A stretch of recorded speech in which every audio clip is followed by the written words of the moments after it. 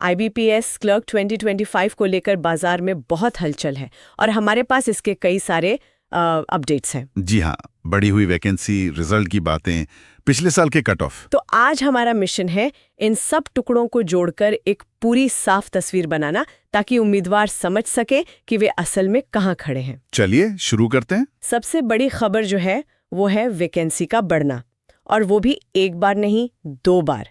इसका उम्मीदवारों के लिए क्या मतलब है? इसका देखिए सीधा मतलब है कि पूरा समीकरण ही बदल गया है। समीकरण बदल गया है। बिल्कुल, चयन की संभावनाएं पहले से कहीं ज्यादा हैं। और दिलचस्प बात यह है कि यह पिछले कई सालों की सबसे बड़ी भर्तियों में से एक होने वाली है। अच्छा, तो इसका असर कट ऑफ से लेकर भर्ती प्रक्रिया की रफ्तार तक हर चीज पर दिखना तय है। चलिए तो आंकड़ों पर आते हैं, क्योंकि ये वाकई हैरान करने वाले हैं। पहले अपडेट में वैकेंसी 10,277 से बढ़कर 13,533 हुई। हाँ, और बात यही नहीं रुकी।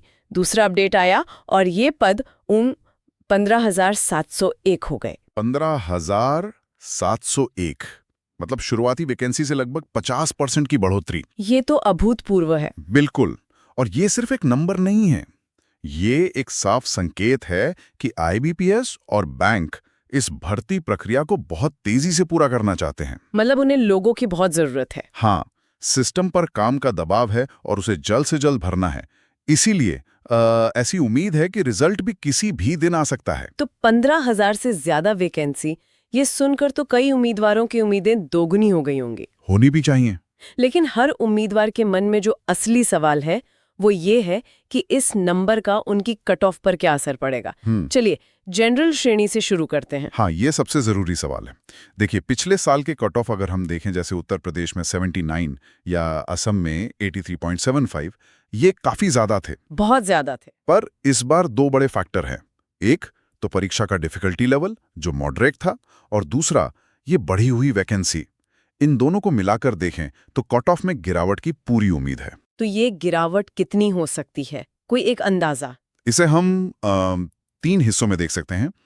कम प्रतिस्पर्धा वाले राज्य, जहां कट ऑफ हमेशा थोड़ी नीचे रहती है, वहां यह 70 से 74 के बीच रह सकती है। 70 से 74? हाँ, मध्यम प्रतिस्पर्धा वाले राज्यों के लिए ये रेंज 74 से 78 हो सकती है, और उत्तर प्रदेश, पंजाब जैसे उच्च प्रतिस्पर्धा वाले राज्यों में भी ये 78 से 82 के बीच रहने की संभावना है। अच्छा, तो इसका मतलब ये हुआ कि अगर किसी का स्कोर 75 के आसपास है, जो शायद पहले एक बॉर्डरलाइन स्कोर माना जाता, अब वो एक बहुत मजबूत स्थिति में है। बिल्कुल सही कहा आपने। 75 से ज्यादा का स्कोर इस बार एक बहुत ही सुरक्षित स्कोर माना जा सकता है। ठीक है, ये तो जनरल श्रेणी की बात हुई। अब एक्स सर्विसमैन यानी ESM श्रेणी पर आते हैं। यहाँ पिछले साल बहुत ही अजीब ट्रेंड देखने को मिला था। हाँ, बहुत ज्यादा अंतर था। आंध्र प्रदेश में कट ऑफ सिर्फ 27.5 थी, जबकि उत्तर प्रदेश में 56 तक पहुंच गए। इतना बड़ा अंतर क्यों? यह एक बहुत अच्छा सवाल है। देखिए, ये भिन्नता हर राज्य में ESM कोटे के लिए उपलब्ध सीटों की संख्या पर जी, और आवेदन करने वाले योग्य उम्मीदवारों की संख्या पर। कुछ राज्यों में ESM कोटे के लिए सीटें कम होती हैं पर उम्मीदवार ज्यादा, तो कट ऑफ बढ़ जाती है। वहीं आंध्र प्रदेश जैसे राज्य में शायद सीटें ज्यादा थीं और उम्मीदवार कम। तो इस साल ESM उम्मीदवारों के लिए क्या तस्वीर बन रही है? इस साल बढ़ी हुई वैकेंसी का सीधा फायदा ESM उम्मीदवारों को मिलेगा। अच्छा, क्योंकि सीटों का जो पूल है वो अब हर राज्य में बड़ा हो गया है। तो इस बार कट ऑफ में भी स्थिरता और कमी दोनों देखने को मिल सकती है। क्या रेंज हो सकती है? ज्यादातर राज्यों में यह 22 से 32 के बीच रह सकती है।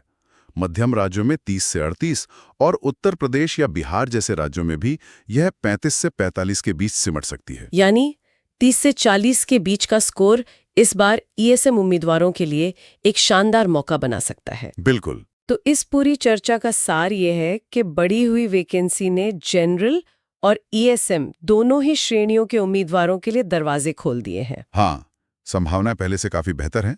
और कट ऑफ कम होने की पूरी उम्मीद है। बिल्कुल, और हमें इसके पीछे के बड़े संकेत को भी देखना चाहिए। वो क्या है? बैंकिंग क्षेत्र में इतनी बड़ी भर्ती अक्सर आर्थिक गतिविधियों में तेजी आने का संकेत होती है। शायद बैंक आने वाले समय में क्रेडिट विस्तार या नई शाखाएं खोलने की तैयारी कर रहे हैं। अच्छा, ये एक बहुत ही दिलचस्प पहलू है। तो ये सिर्फ एक भर्ती नहीं, बल्कि अर्थव्यवस्था के लिए भी एक पॉजिटिव साइन है। हाँ, अब सोचने वाली बात यह है कि जब बैंकिंग सेक्टर इतनी बड़ी संख्या में भर्ती कर रहा है, तो क्या दूसरे सेक्टर भी इसी रास्ते पर चलेंगे? ये सवाल आने वाले समय के रोजगार बाजार की पूरी तस्वीर को बदल सकता है।